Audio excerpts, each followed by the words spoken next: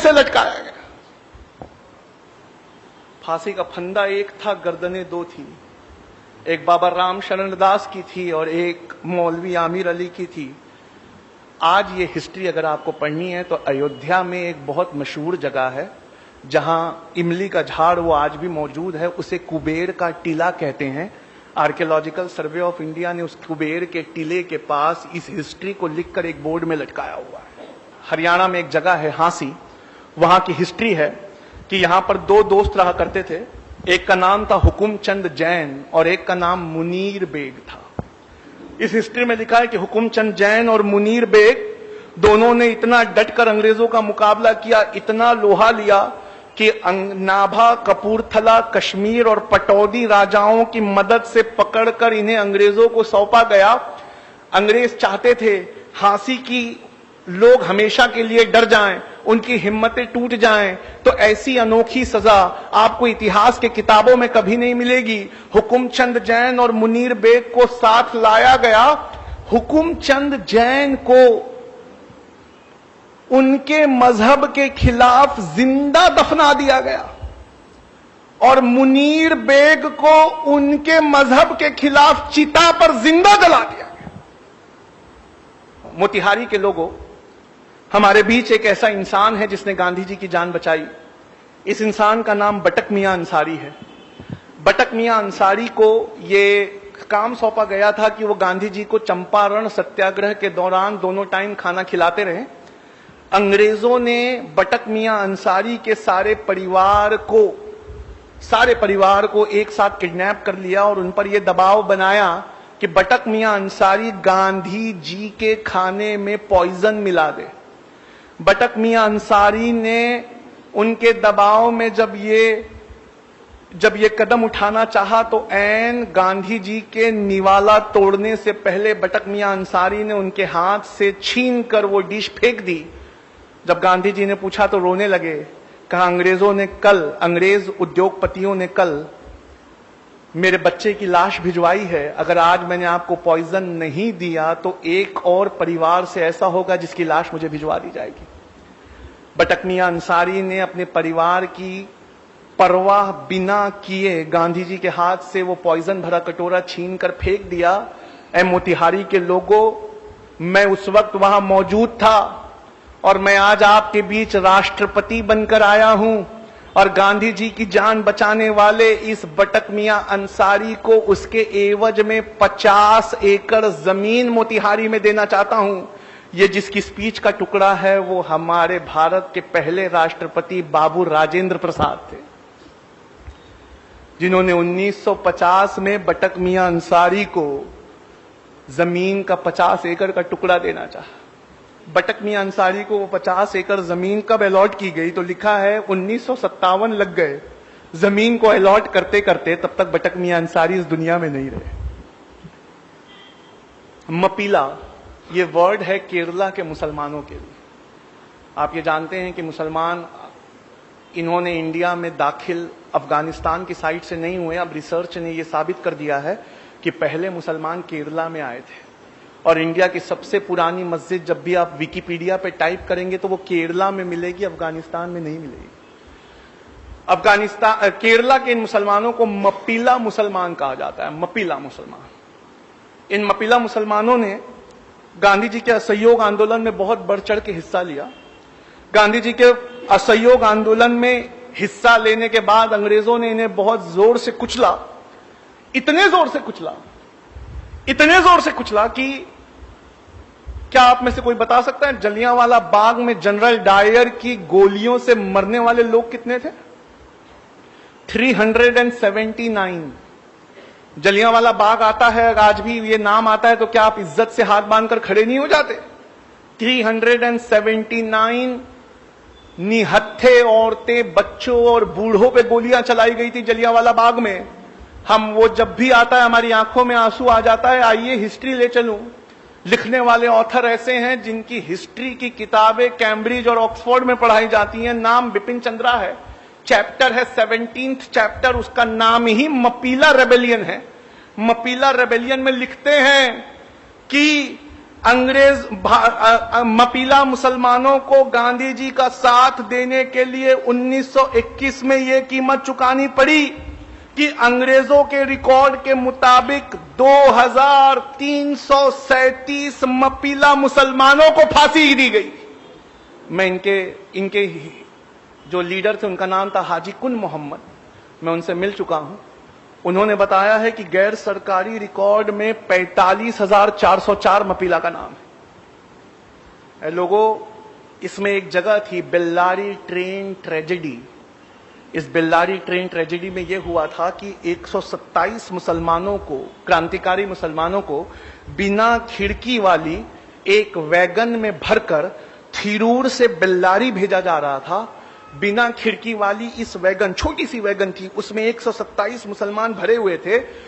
बीच का एक स्टेशन कोयंबटूर पहुंचते पहुंचते 70 मुसलमानों ने दम तोड़ दिया और इनकी पोस्टमार्टम रिपोर्ट में लिखा है इनटॉलरेबल सफोकेशन, यानी असहनीय घुटन के वजह से ये मौत हुई।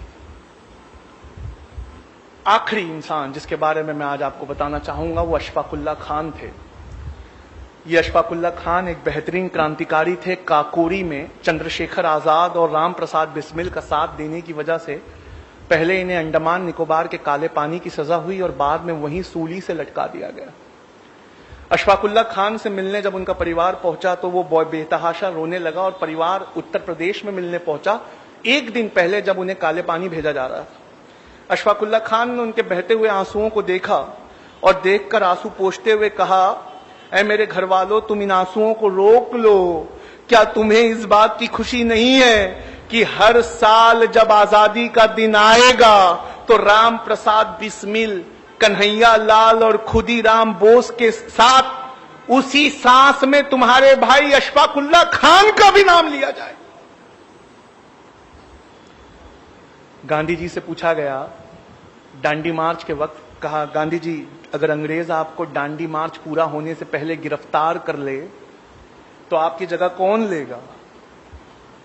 इतिहास में नाम दर्ज है, गांधी जी ने कहा अगर दांडी पहुंचने से पहले मुझे अंग्रेज सरकार गिरफ्तार कर ले तो मेरी जगह अब्बास तैयब जी लेंगे।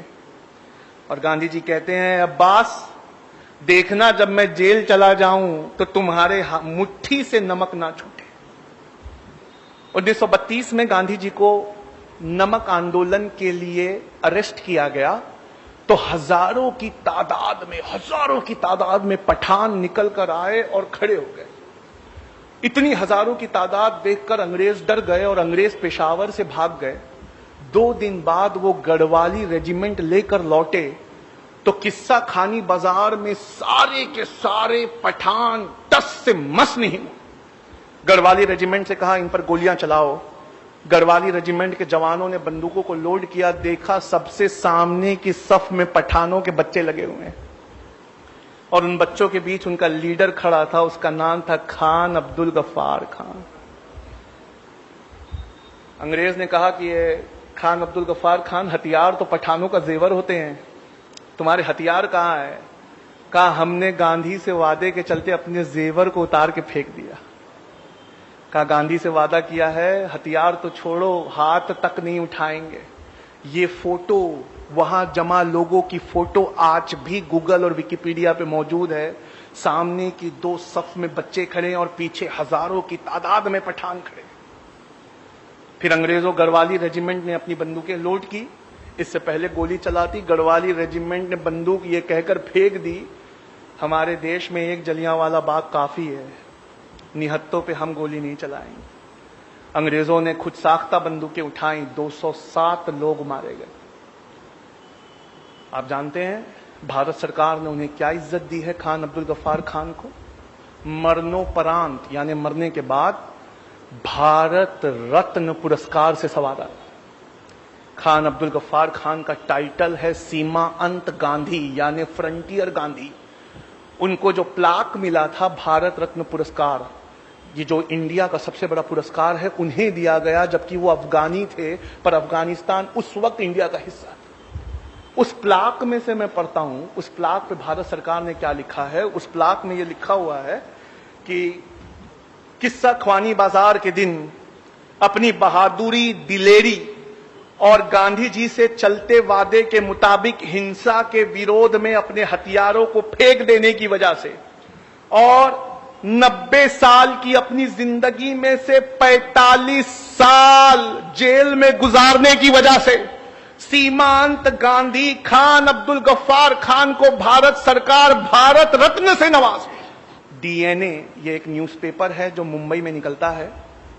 इसके आफ्टरनून एडिशन को टाइप करिए, उस पर लिखिए मीर उस्मान अली डीएनए। गूगल पे टाइप करके जैसे ही आप एंटर करेंगे अखबार की ये पेपर कटिंग खुलेगी जिसमें लिखा है 1965 में पाकिस्तान से हो रही लड़ाई के वक्त इंडिया के पास पैसे की कमी पड़ गई थी, तो भारत के प्रधानमंत्री लाल बहादुर शास्त्री ने ये अपील करी थी और अपील कर कर ये कहा था कि ये लोगों आगे बढ़कर चंदा दो नेशनल डिफेंस फंड में। मीर उस्मान अली ये उस समय हैदराबाद के निजाम थे। उनसे जब लाल बहादुर शास्त्री की अपील को सुना तो उन्होंने फोन किया लाल बहादुर शास्त्री से, कहा sir I want to meet you, आप हमारे हैदराबाद में आइए।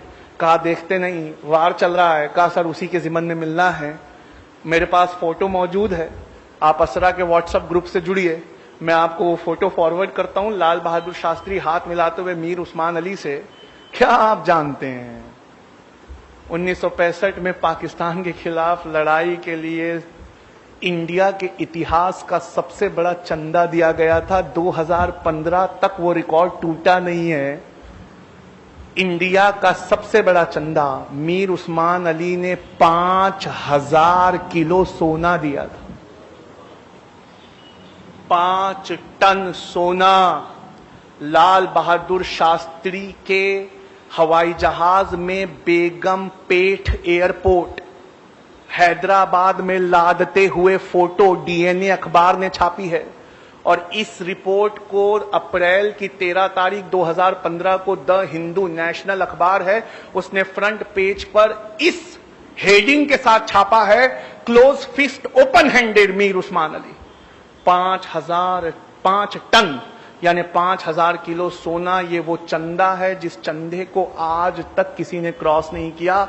ये इस देश की हिफाजत के लिए दिया है। लोगों पढ़ लो, अगर नहीं पढ़ोगे तो कभी नहीं जान पाओगे कि जय हिंद ये नारा लिखने वाला आंध्र प्रदेश के एक मुसलमान थे, उनका नाम मोइनुद्दीन हसन हक था। लोगों पढ़ लो, नहीं पढ़ोगे तो कभी नहीं समझ पाओगे कि जिस प्लेन क्रैश में नेताजी सुभाष चंद्र बोस मारे गए उनके साथ मरने वाले कर्नल हबीबुर रहमान थे।